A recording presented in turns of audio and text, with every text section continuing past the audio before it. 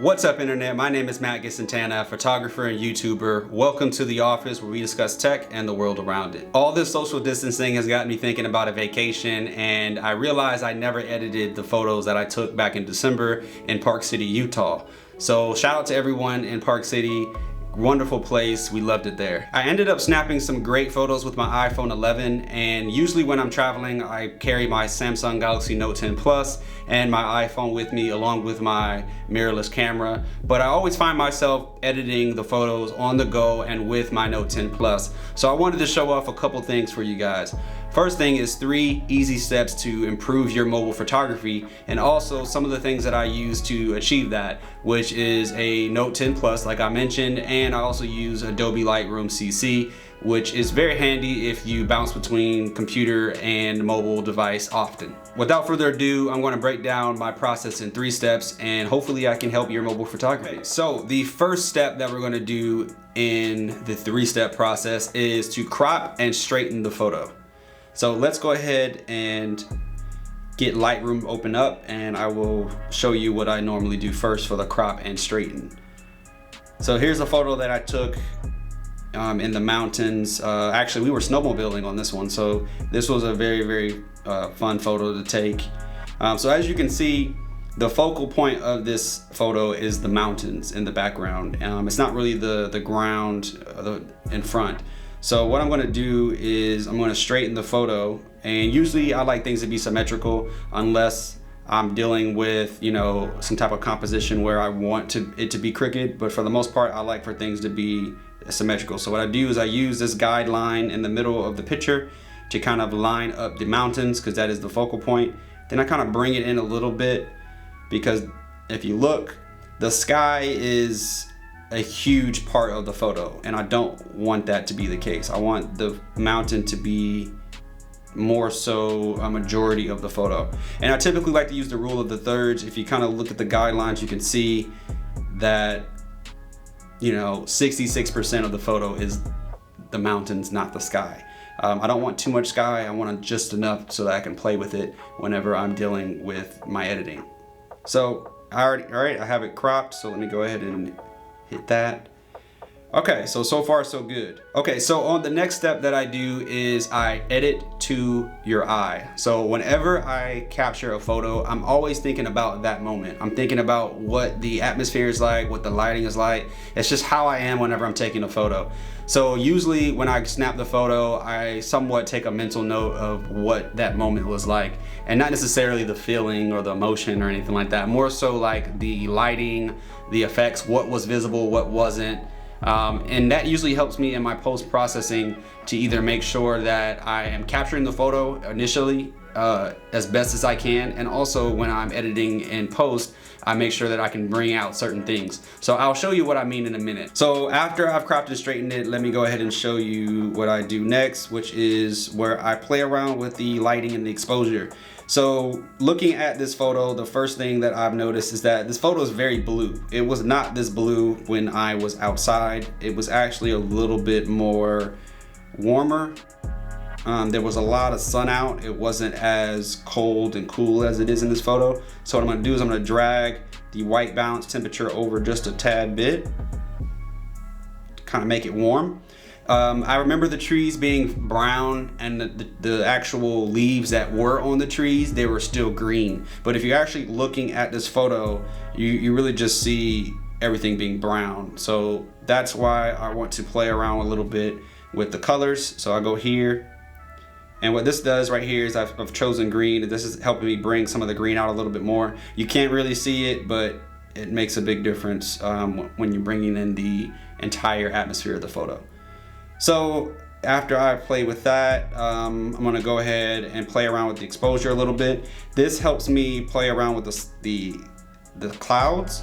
I don't want the clouds to be too washed out. I can see if I bring the exposure all the way up, but if I bring it down just a little bit, you can see I'm bringing out a little bit more detail in the clouds, which I actually did see when I was there. So I wanna make sure that I capture that moment as best I can.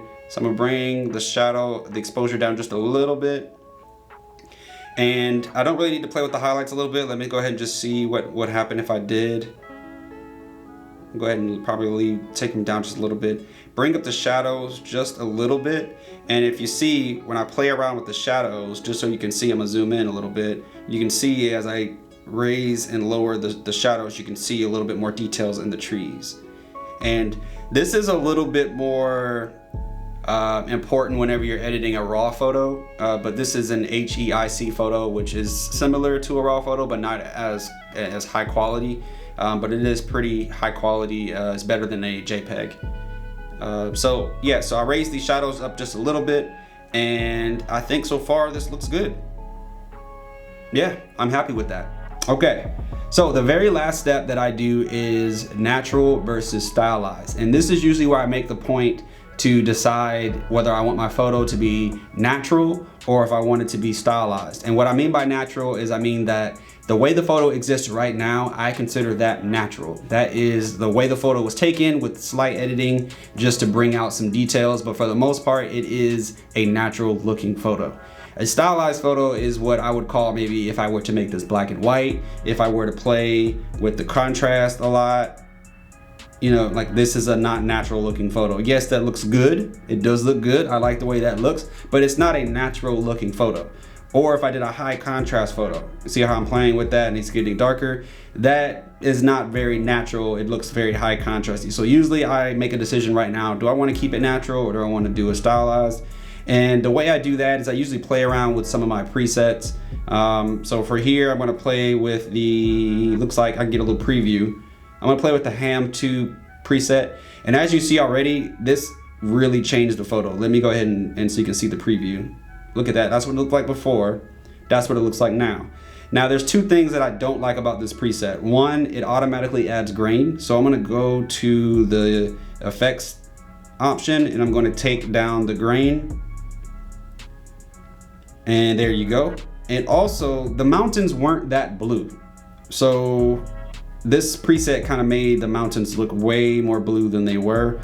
So I'm gonna go to here and play with the color a little bit. And I'm going to turn down the blue. You see I can play with the luminance a little bit. So I'm gonna keep the hue the same. I'm gonna turn it down a little bit to make it a little bit more gray. There you go. And there you go. And I can turn the saturation down just a little bit. And that is how I edit my landscape photos. Now, the same process applies to any other photo that I edit. It's usually the same 3 steps. Obviously, I may tweak different things based on the situation, but I definitely try to take the best exposed photo when I'm using my phone. The problem with mobile phones is that you don't really have time to like get things perfect. You really just pull the phone out and snap the photo. With your mirrorless camera or your DSLR, usually you're sitting there and you're playing around with the settings and you're playing around with it until you get it right. But these 3 steps should help you improve your mobile photography, especially if you share them on Instagram or other social media outlets, or if you plan on printing them. You know, sometimes adding just a little bit of detail and bringing out the shadows can really make a difference in your photo. So let's go ahead and apply those same 3 steps to another photo and let's see the result that we get. So this is another photo that I took. This was actually taken where I was standing still and I actually had time to compose the shot. So as you see, things are lined up a lot better than it was before in the previous photo, and also things are pretty well exposed. So let me go ahead and try to play around. Those clouds look very, very nice. So I'm gonna bring up the exposure just a little bit, just to kind of smooth out some of the lighting around the clouds. And then I'm going to play with the shadows a little bit. Turn down some of the highlights so I can bring out some of the fluffiness in the clouds. And I think with the color, it was not that blue. Let me try to warm it up a little bit. And as you can see here, it's already looking pretty good. Now the histogram at the top is essentially telling me that my photos are, it's a little bright. So let me see if I bring it down just a tad bit.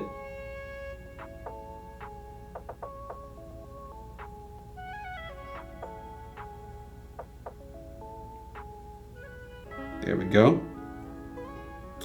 And from here, I've pretty much already edited to my eye. So now I'm gonna try the same thing again. Do I wanna keep it natural or stylized? I'm actually probably gonna keep this as is, but just to give you guys an example, let me play with that Ham 2 preset again. And you can see that a preset on 2 different photos are gonna have 2 different effects. So watch this. So you see this kind of made it much more punchier, very contrasty, and this actually still has the grain. So if I zoom in, you can see it's very, very grainy. But watch when I turn that off. So I'm gonna go through and hit the grain.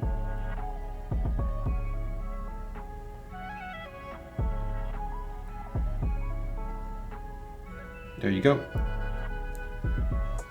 All right, so that's that photo. Now, if you look here, you kind of can see here that the color temperatures on these photos are very different. So if you wanted to do your Instagram grid where you wanted everything to kind of look the same, that's another video that I could show you guys on how to kind of get a similar look across all of your pictures. But for the sake of this tutorial, I'm just showing you my 3 steps on how to edit.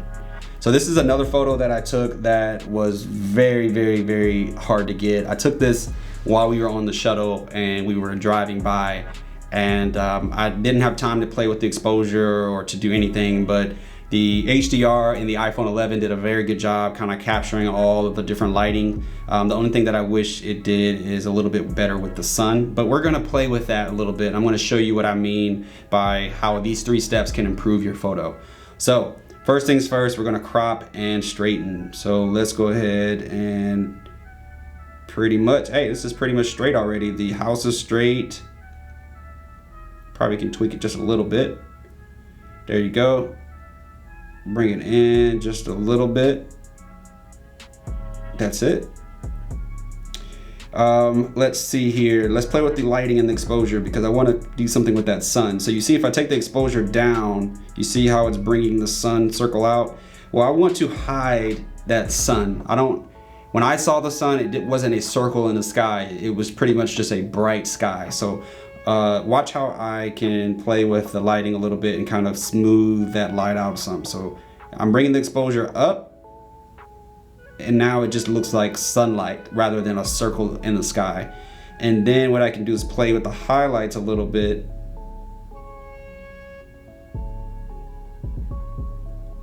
And the shadows.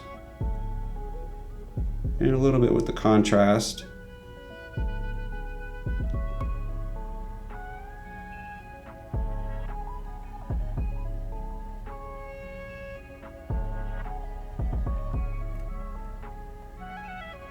There you go. This is how I remembered that moment. So that's why I say edit to your eye.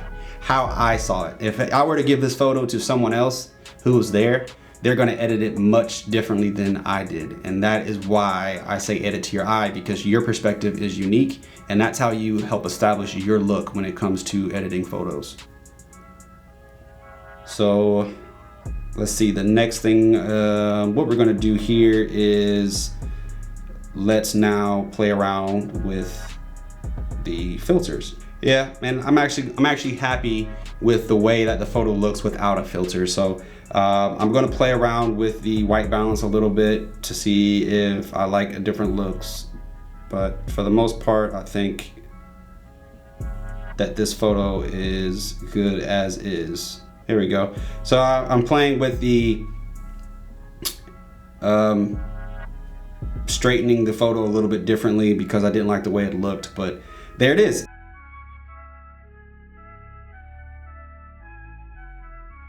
Well guys, thanks for watching. I hope you enjoyed this video. If you have any questions, please leave a comment down below. If you have any suggestions on ways to improve my editing or any other things I could have changed in the photo, definitely let me know as well. I'm still learning and growing. I hope that you guys enjoyed this type of content.